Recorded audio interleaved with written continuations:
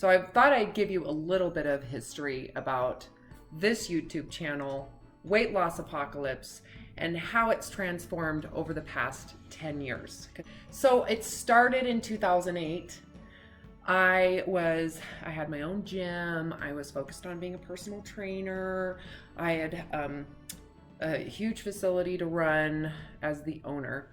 And 2007 had hit, 2008, 2009, and like many businesses, I was struggling. And my sister, who's a registered dietitian, contacted me and said, "Hey, Robin, I'm working with this doctor here, and he is prescribing this hormone for this weight loss protocol, and I think you might be really interested. Maybe some of your clients might be good candidates." She sent me Dr. Simeons' manuscript. This is called the HCG protocol. I read it and I was like, this sounds like crap. Who could eat 500 calories and everybody's going to lose weight, but who could do that and not destroy their overall metabolism, go into starvation mode, blah, blah, blah, blah, blah. And I was kind of rude to her and was a little like, treated her like I was disappointed that she'd even feel comfortable talking to me about it. And she just said, "Shut up.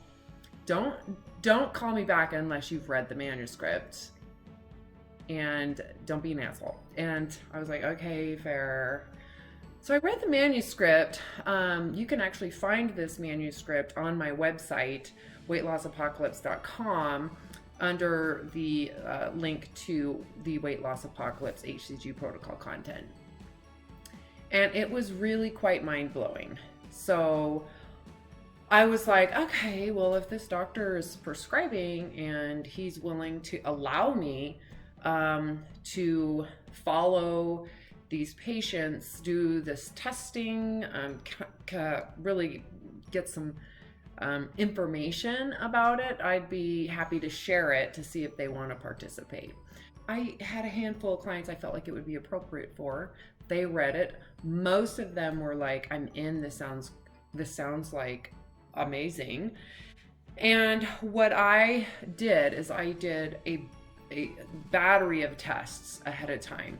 So I have a degree in exercise science, which is very physiologically based, and I'm certified in a clinical setting, so I could do metabolic testing, body fat compositions with calipers, obviously heart rate, fitness evaluations, and I did flexibility testing. I did all these tests, strength testing ahead of time. During their protocol, I did their calipered body fat test once a week. I did blood pressure and resting heart rate once a week. And I would ask just this level of questions because I'm out of my own curiosity. How would you rate your hunger? How would you rate your energy? And then I would do, with the body fat testing, I would do circumference measurements to give you an idea of all the work that I did. This is my original workbook that I created. This was created in 2009. So what I'm telling you was in 2008. It was huge, overwhelming. I included in here Dr. Simeons' pounds and inches. So this was printed in the back, so people had it in print. Recipes were included. And this was of it combined with my sister. That was her business at the time. And just, oh my God, pre-protocol measurements. So you can see here, like the amount of measurements I did on people, the calf, the neck, the chest, the abdomen, the vertical measurements, and then obviously personal measurements were taken as well, where we would put notes in there. And then a push-up test, a sit-up, blah, blah, blah. All this, every single client went through this before we started the process. And so each person would get this ginormous workbook. And over time, I could tell certain parts people didn't read. It was a little overwhelming. They wouldn't really look at it. And so I made it smaller. And this is what people currently use today. So it's just far more efficient. But this didn't come into play until I published Weight Loss Apocalypse. By the time they were done with the first phase of the protocol, which is the very low calorie protocol, and they were into their second phase of the protocol, I thought, you know what, I'm gonna wait until they're completely done with the protocol, eating normally, before I redo all the fitness testing, the flexibility, the metabolic testing that I did with an indirect calorimeter. And so when that was all done, I did all that testing, and it was kind of incredible. So I was so amazed by this process straight. I was really trying to find information, and the information that I was finding was it was all just very controversial and mostly negative, right? And it just didn't make sense to me, because the observations I was like making and all the data I was collecting was not agreeing with these opinions. And the other thing is, the research that I was looking at was from like the 1970s, 80s, and early 90s. And the one piece of research that's used a lot to say the protocol doesn't work, and is this one conclusion. It was a summary. Basically said that there was no difference between perceived hunger and the amount of weight lost. They didn't differentiate between fat and lean body mass, because no one did caliper testing, which to me was so like obviously inadequate to just use weight and perceived hunger. So they said there was no difference, and primarily they thought it was wrong because people were donating their pregnant women were donating their HCG for the use for the use for like other things. And so they thought it was a wrong thing to do, an ethical thing that was wrong, which to me is like, you're not supposed to put that opinion in your research. So anyways, I was very frustrated, and fortunately I have enough education, and my degree is very much cell biologically focused, and I had enough ability to read and understand the cellular biology of like hormones to teach myself. But it didn't just come naturally. I actually reached out to some local endocrinologists that were here in the city of Boise where I live, and I didn't really hear back from anybody. And the one I heard back from was endocrinologist specializing in diabetes. As well, he was also a PhD. And I was like, this might actually work, because he has the critical thinking that I think this needs. And so we met face to face. I brought him, all of my information. I brought him this, showed him what I was doing. I gave it to him. And I also, because I was hoping he might go, oh, well, HCG does this, so this makes sense. And he did not have that answer. He basically became the professor and said, well, Robin, why don't you formulate a hypothesis and get back to me? And I was sitting there in my business suit trying to look all professional, and was just like, okay. Grab my things, walk out, and I was just so defeated. So defeated. So I went home and thought, you know what? I gotta figure this out, because I don't feel good just handing people Dr. Simeons' manuscript. So I went into the Googles, and you can select academic content, and that's what I did. I started looking at growth hormone and HCG. I started looking at and just honestly reteaching myself, looking up the physiology of starvation.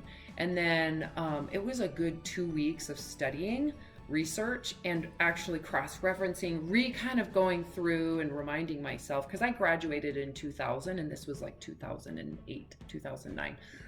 So I started to try to connect the dots. I created this huge map, basically, of the cell biology around fat metabolism, and really started going into that, and found some incredible lectures, to be honest with you, on YouTube from other professors. I don't know if all this stuff is free anymore, but there were some lectures for cell biology on fat metabolism, but it was including this new hormone called leptin. And it was like, wow, okay, this is so cool, because leptin was discovered in 1997, and this was in 2008, 2009. I graduated in 2000, so there was this huge shift in how the awareness people have in fat metabolism. I remember my senior year, my physiology professor talking about, they've discovered hormones coming from fat. This is incredible. The technology we have today is advancing all of our understanding of what's happening. And I remember being like, yeah, whatever, calories in, calories out, right? I connected the dots and thought, okay, so the only way that someone could be not starving, at least fuel starvation, would be if there's a way that their leptin levels are sustained.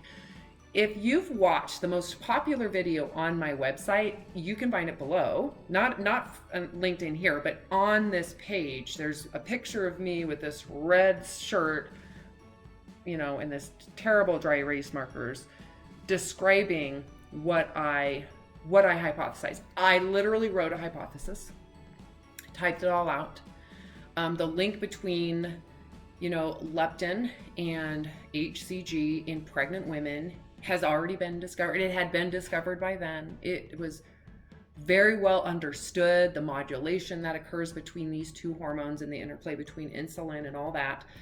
And I was like, so ta-da, this is obvious. Anybody with this understanding of, the physiology of fat metabolism in pregnancy would connect these dots instantaneously. Anywho, I was amazed, wrote a hypothesis, and never heard back from that doctor. And I knew at that point I had to write a book, because at the time, if you're listening to this and you were around doing HCG in 2008, 2009, it was going gangbusters. It was really, the diet industry was not happy at all about this fad diet that was so dangerous.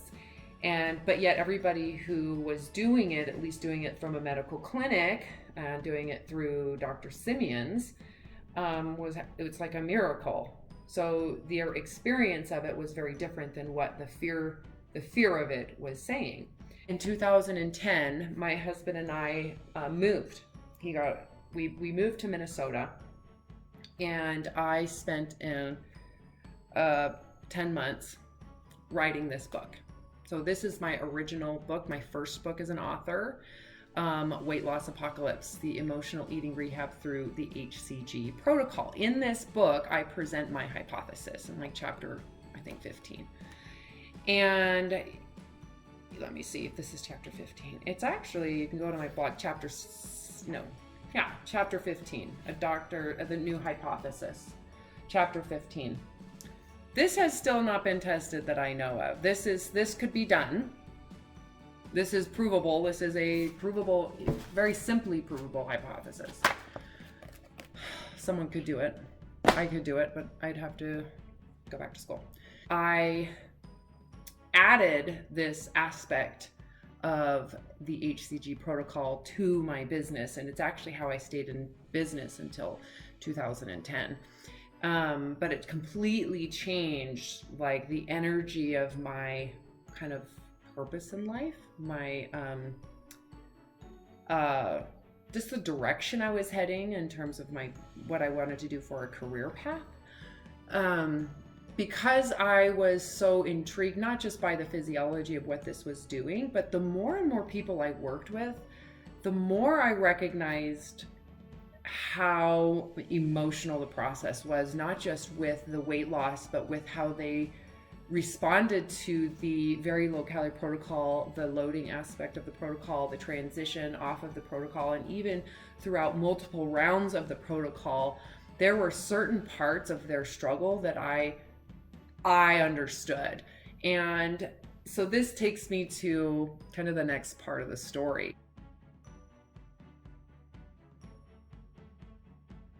at the time that this was published, my work was starting to really shift to the emotional eating, and I started to publish YouTube videos. I opened up this YouTube, opened it up in 2011, maybe 2012, because this was published in November, so 2012. I opened up this YouTube channel, and the first YouTube videos are very focused on the HCG protocol, the hypothesis, what I do to prepare people emotionally and psychologically, the discussions of the hardships of how it works, the difficulty people have when they're obsessed about the weight loss, what to do when you're hungry. So it was I tried to capture what we were doing in the clinic that I was working in Minnesota. And so there are hundreds of YouTube videos from 2012, 2013, 2014, where I am very focused on helping people through this hormonal treatment and also guiding them through kind of this concept that I presented in this original book, Weight Loss Apocalypse. As I was recording these videos and working with people, and the more I posted onto YouTube, the amount of people that were being drawn into these YouTube videos started to shift from I need help with HCG protocol to would you be willing to work with me if I don't ever do the protocol? I have an issue with bulimia, and I can sense you know what you're talking about. And I remember really the first few emails I got like that, and I was like, whoa, I'm not a therapist.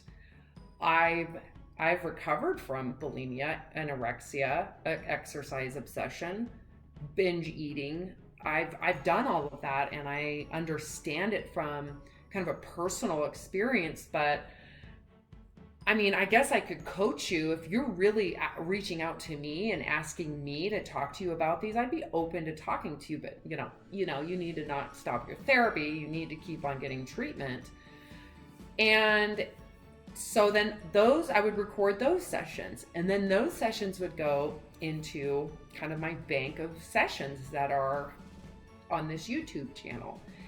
And so in 2014, 2014 is when I was talking about, I got to write another book. I got to write more, because the information in the original Weight Loss Apocalypse really didn't go into detail about body image, or I didn't want to get too because I didn't feel qualified at the time either. I didn't really want to go into too much detail around emotional eating, into binge eating issues or eating disorder issues, because I didn't think that was really necessary. But the more and more people I worked with, the more it's like pretty relevant, because the protocol is so radical. It's attractive to people with these issues. I bought myself this laptop in 2013, and I started this process of writing. And it all was not very good, partly because I was still studying. I now wanted to go more into what is the emotional eating, the body image that I knew was a huge aspect of people's struggle. And so I continued to try to write. I had some really intense life experiences. My mother died in 2016. Well, we had moved 5 times in 5 years. So anybody who's an author who's listening to that would say, yeah, how the hell could you write when you're moving your kids? I had 3 young kids that were changing schools. My husband's job, I was trying to stay at home, trying to figure this all out. So the bulk of the writing I've just recently published was studied during this time. I have stacks of other people's research, literally stacks like this high, that I was trying to kind of pull together to create thoughts. So there's a lot of YouTube videos between 2013, 2014, and 2016 where I'm starting to talk about Stockholm syndrome, battered wife syndrome, body image. So the content of each kind of year became more and more focused on eating disorders, especially since that was most of the clientele being attracted to my content. So in 2018, I wrote a ton, and I actually wrote the series of Thin Supremacy, and it was one book. And I realized I can't just publish this, because the only thing that's out there right now was this, nothing else, only HCG, right? And I was like, I can't just publish all of this content without giving people an understanding of who I am. So I put that whole project on a shelf, and I was like, okay, I have to write my story. So this is my story, My Weight Loss Apocalypse. It's really kind of short. This was published in, I'm pretty sure 2018, I could be wrong, 2019, July 2019. So it's been a couple years. Then I was like, well, crap, I don't want people, because this is so counterintuitive to talk about eating disorders and body image and this kind of syndrome, while I also have this content about me talking about this kind of radical HCG protocol. So I was like, I gotta update this. I gotta update this, because I've learned so much more. I have so much better understanding. There's so much more clarity. And as I go back and read this original book, I'm kind of a bitch. I mean, I get it. At the time, I was very sharp, because I was working in this clinical environment, and people had been so enabled by the diet industry that I had to kind of sharpen it up to give people clarity about this medical process that I was taking so seriously, but they were just using as kind of like a bulimic purge, right? Like, I'm gonna lose weight, gain weight, lose weight, binge, try to lose it with the protocol, call that protocol bulimia. So I went back through that whole book and kind of kept the main, rearranged some chapters, added content. So there's like almost 100, not like 70 pages of new content. So, and I wrote this knowing I was going to write another book about the HCG protocol with all of my information on body image, Maslow's hierarchy of needs, the impulses to overeat when you're depriving yourself, and applying it to the protocol specifically. So this is the updated version. So if you haven't read this, I don't know if I would recommend this one. This is the most popular book I sell, and also this one. Like, I cannot believe I'm still selling these books.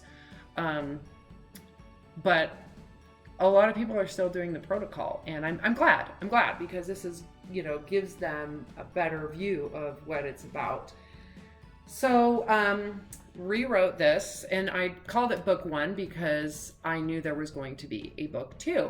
So with this book, what I did is I took that Thin Supremacy series I had written previously and pulled content from it, applied it to the protocol. This is a really big book, and I'm very proud of it, but this is, a kind of a big warning about the protocol. Then I came back to the Thin Supremacy series, of which I realized was too big. It was going to be about 800 pages, and I was like, there's no way anybody's going to want to read that. So I broke it up, and I had to write an introduction, and I had to write an conclusion to each book. And then in 2020, I published Thin Supremacy, which is kind of the first few chapters of this big, huge book. The first section, the second section, the third section, body supremacy, and then the final, surrendering your survival. So this was the Thin Supremacy series that I actually wrote in 2018 and then put on the shelf. This right here. Most of the content that people are listening to right now is from this series. It's very far between that you're going to hear about the HCG protocol, of which I am a huge supporter. It just needs to be under an appropriate situation, right? And I wrote about that in, book 2, that I think it's a miracle. However, I think there needs to be a significant amount of emotional work done ahead of time for it to make the long-term impact that I believe Dr. Simeons wanted it to make. So yes, that's my story. When you're here on this YouTube channel, that's why it's so confusing. And I haven't gone back to organize anything because I don't have time. So what I've started doing is labeling the topics. So when you see a video, you'll see anorexia or bulimia, or this topic is pretty general about codependency. If it's about the protocol, I try to put HCG protocol in the title. So if you go to the search and you search, like EDNOS, eating disorders not otherwise specified, or narcissism, it'll all come up. The other thing that you can do is look at the dates. If it was published before 2014, it's going to have a ton of HCG content in it. If it was published after 2014, it's going to have a lot of body image, a lot of eating disorder talk, and a lot of what's in these books. So I hope that helps. I know this is like a 30-minute video, but so many people are so confused. They don't know how to sift through the content. Also, I am starting a TikTok. I'm hoping through TikTok I can have quick conversations, and that obviously the main information coming from the sessions I'm recording with clients. Thank those clients because they're sharing willfully. I have a lot of clients that are very private and don't share. So when I have clients that are willing and vulnerable to put their story out there, I'm just so grateful. All right, enjoy. Hope you find some good content.